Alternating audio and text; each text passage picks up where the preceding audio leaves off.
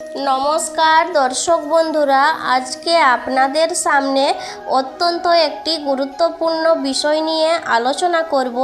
তা হলো গীতা পাঠ। কিভাবে আপনি গীতা পাঠ করবেন, কেনই বা গীতা পাঠ করা প্রয়োজন, গীতা পাঠ করলে কি হয় এবং গীতার মূল বিষয়বস্তু কি, এই সমস্ত কিছুই এই ভিডিওটিতে বিস্তারিত আলোচনা করব। তাই ভিডিওটি মনোযোগ সহকারে সম্পূর্ণ দেখুন। আশা করি অনেক বিষয় সম্পর্কে আপনি জানতে পারবেন। আর যদি এই ভিডিওটি আপনার ভালো লাগে তাহলে অনুগ্রহ করে ভিডিওটিতে একটি লাইক করবেন, আপনজনদের কাছে শেয়ার করে অবশ্যই জানিয়ে দেবেন। আর আপনি যদি এই চ্যানেলে নতুন হয়ে থাকেন তবে অবশ্যই চ্যানেলটিকে সাবস্ক্রাইব করে পাশে থাকবেন। আর এই সংক্রান্ত কোনোরূপ কোনো প্রশ্ন বা মতামত থাকলে নিচের কমেন্ট বক্সে অবশ্যই জানাবেন। চলুন এবার বিস্তারিত আলোচনায় প্রবেশ করি। হিন্দু ধর্ম তথা সনাতন ধর্মে প্রধান ধর্মগ্রন্থ হল শ্রীমদ্ ভাগবত গীতা। আমরা অনেকেই গীতার অধ্যায় পড়ে থাকি, আবার অনেকে নিয়ম মাফিক গীতা না পড়লেও পাপ হওয়ার ভয়ে গীতা পাঠ করে থাকি। আবার অনেক সময় গীতা পড়ার নিয়ম জানি না বা সংস্কৃত জানি না, এই অজুহাত দেখিয়ে আমরা গীতা জ্ঞানের অমৃত সুধা গ্রহণ করা থেকে নিজেদেরকে বিরত রাখি। আর এটাই আমাদের সব থেকে বড় ভুল। আমাদের প্রত্যেকেরই অবশ্যই গীতা পাঠ করা প্রয়োজন। যে গৃহে প্রতিদিন গীতা পাঠ করা হয় সেই গৃহে কোনোরূপ কোনো সমস্যা প্রবেশ করে না, সেই গৃহে সর্বদাই সুখ স্বাচ্ছন্দ্য বজায় থাকে। কি এমন রয়েছে এই গীতাতে? এই গ্রন্থটিকে মানুষ শুধুমাত্র পড়ে না, পূজা পর্যন্ত করে থাকে। প্রতিদিন গ্রন্থটিকে শুধুমাত্র স্পর্শ করার মধ্য দিয়ে এক অদ্ভুত অনুভূতি জাগ্রত হয়। আপনি হয়তো লক্ষ্য করে দেখেছেন যে মানুষের মৃত্যুর পর মানুষের বুকে গীতা স্পর্শ করানো হয়ে থাকে। এই স্বভাবতই প্রশ্ন জাগে যে এই গ্রন্থের মধ্যে এমন কি রয়েছে, এই গ্রন্থটি আমাদের কাছে এত পবিত্র। এই পবিত্র গীতা যারা ভাবছেন শুধুমাত্র একটি ধর্মগ্রন্থ, এটি শুধুমাত্র একটি ধর্মগ্রন্থ নয়। এই গ্রন্থ সকল সমস্যা সমাধানের পথ দেখায়। এই গ্রন্থ জীবনযাপন চলার গ্রন্থ। কুরুক্ষেত্রের যুদ্ধের সময় যুদ্ধক্ষেত্রে ভগবান শ্রীকৃষ্ণ নিরাশাগ্রস্ত হতাশ অর্জুনকে যে বাণী প্রদান করেছিলেন তাই গীতার মূল আলোচনার বিষয়বস্তু। ভগবদ গীতা স্বয়ং ঈশ্বরের বাণী, তাই একে অস্বীকার করার অর্থ হল নিজের অস্তিত্বকে অস্বীকার করা। গীতা আমাদের শেখায় যা ঘটছে তা অবশ্যম্ভাবী এবং অনিবার্য। আপনাকে বিশ্বাস করতে হবে যা কিছু ঘটছে তা মানুষের মঙ্গলের জন্যই ঘটছে। এর মধ্যে হস্তক্ষেপ করার বা একে থামানোর কোনো অধিকার আপনার নেই। আপনি হাজার চেষ্টা করেও যে ঘটনা ঘটবে সেই ঘটনাকে থামাতে পারবেন না। সেজন্যই ভগবান বলেছেন যেমন ঘটনাই ঘটছে তেমনটাই তাকে ঘটতে দিন। আপনি কেবলমাত্র আপনার কর্মের প্রতি চিন্তা করুন, ফলের প্রত্যাশা না করে কেবলমাত্র কর্ম করে যান। কর্মফলের ওপর আপনার কোনো অধিকার নেই।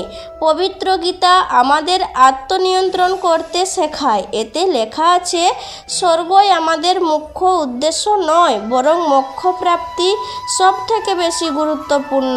আর এই মোক্ষ লাভ করতে হয় আত্মজ্ঞানে, অর্থাৎ ব্রহ্মকে জানলে। এই ব্রহ্মকে জানা সম্ভব হয় আত্ম উপলব্ধির মাধ্যমে।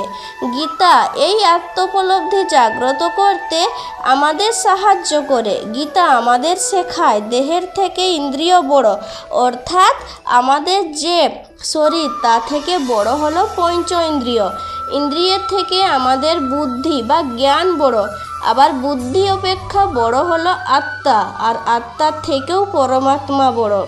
আমরা প্রত্যেককেই সেই পরমাত্মার এক একটি অংশ, আর আমরা যেহেতু পরমাত্মার অংশ তাই আমাদের এই আত্মা অমর, একে কখনোই ধ্বংস করা যায় না। কেবলমাত্র শরীর নষ্ট হয়, আত্মার কখনোই মৃত্যু হয় না, ধ্বংস হয় না। একজন ব্যক্তির মৃত্যুর পর তার আত্মা কেবলমাত্র শরীর পরিবর্তন করে, এটি কখনোই আগুনে পুড়ে যেতে পারে না। এটি এক শরীর থেকে অন্য শরীরে মৃত্যুর পর প্রবেশ করে। গীতা আমাদের শেখায় মানুষের সবথেকে বড় শত্রু হলো তার লোভ, লালসা, ক্রোধ, হিংসা, বিদ্বেষ, যা আমাদের প্রকৃতি ও চরিত্রকে নষ্ট করে। আর এই রিপু থেকে আমাদের পরিত্রাণের উপায় খুঁজে বার করতে সাহায্য করে আমাদের গীতা। যতক্ষণ পর্যন্ত না আপনি আপনার মন থেকে সন্দেহ পরিত্রাণ করতে পারছেন, আপনার মনে বিশ্বাস স্থাপন না করতে পারছেন, ততক্ষণ পর্যন্ত আপনি কোনো কাজে সফল হতে পারবেন না। আপনি মানসিক শান্তি পাওয়ার কথা আশা করতেই পারবেন না। পবিত্র গীতা আমাদের শেখায় কিভাবে আপনি এই সন্দেহ পরিত্রাণ করতে পারবেন, কিভাবে মনের ভেতর দৃঢ় বিশ্বাস স্থাপন করা যায়, তা আমরা গীতা পাঠ করার মাধ্যমে শিখতে পারি। প্রতিটি ব্যক্তি, তা সে আপনি হন বা আমি, নিজের ভেতর থেকে অনুপ্রেরণা নিয়ে থাকি, কারণ সে নিজেই নিজের পরম বন্ধু বা পরম শত্রু। সে নিজেই নিজের চিন্তা বা ধারণা থেকে বহুল পরিমাণে প্রভাবিত হয়ে থাকে এবং সেই অনুযায়ী কর্ম করে থাকে। আপনার কর্ম ঈশ্বর দ্বারা যথোপযুক্ত বিচার করা হবে। আপনি আজ যা কর্ম করছেন তার ফল আপনাকে ভোগ করতেই হবে। আপনি যদি ইহলোকে অর্থাৎ এই মর্ত জগতে কর্মের ফল ভোগ করে না থাকেন, তাহলে মৃত্যুর পর আপনার কর্মের জন্য আপনাকে দণ্ড পেতেই হবে। বিচার কেবলমাত্র মৃত্যুর পরেই সম্পন্ন হবে এবং এটি মৃত ব্যক্তির শেষ পরিণতি নির্ধারণ করবে। গীতা পাঠের মধ্য দিয়ে আমরা এই বিষয়টি শিখতে পারি যে অন্য কারোর কাছ থেকে সম্মান পেতে হলে প্রথমে আপনাকে তাদেরকে সম্মান দিতে হবে। আপনি নিজে যাকে সম্মান করেন না, তার কাছ থেকে আপনি সম্মান আশা করতে পারেন না। এটা আপনার নিজের ক্ষেত্রেও প্রযোজ্য। আপনি যদি নিজেকেই সম্মান না করেন, তাহলে কোনো ব্যক্তি আপনাকে সম্মান করবে না। গীতা আমাদের নিজেকে শ্রদ্ধা, নিজেকে সম্মান করতে শেখায়। তাই নিজেকে জানার জন্য, নিজের শক্তিকে জানার জন্য, এই পরম ব্রহ্মকে জানার জন্য প্রতিদিন গীতা পড়ুন। আর এটা সত্য যে প্রাথমিক অবস্থায় গীতা পড়লে আপনি অনেক কিছুই বুঝতে সক্ষম হবেন না, কিন্তু গীতা পড়তে পড়তে আপনি এই বিষয়গুলি সম্পর্কে অনুধাবন করতে পারবেন। পবিত্র গীতায় স্পর্শ করা মাত্রই আপনার মনের মধ্যে এক অদ্ভুত অনুভূতি হবে।